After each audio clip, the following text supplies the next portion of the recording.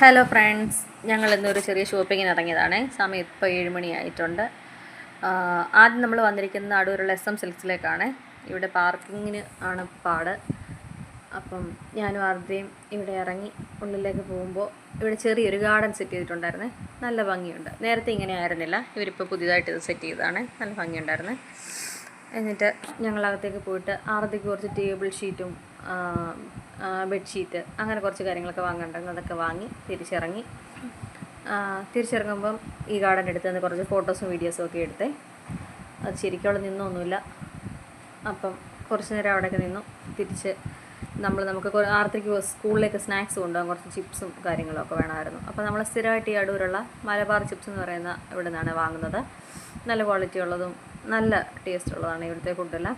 അപ്പം കുറച്ച് ഏത്തക്ക ഉപ്പേരിയും മിച്ചറും പക്കാവടയൊക്കെ വാങ്ങി ഞങ്ങൾ തിരിച്ച് വീട്ടിൽ വന്നു.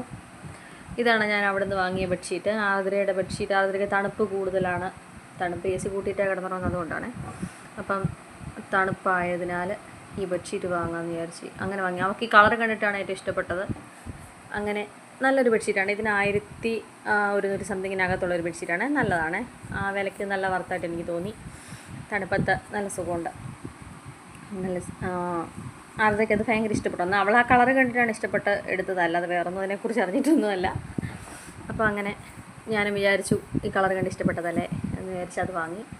ഇത് വാങ്ങാനൊന്നുമല്ല പോയത്, സാധാ ബെഡ്ഷീറ്റ് വാങ്ങാനാണ് ഞാൻ പോയത്.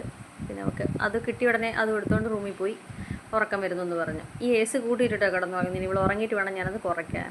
അങ്ങനെ ഇതാണ് ടേബിൾ ഷീറ്റ് വാങ്ങിയത് ആർദ്ര.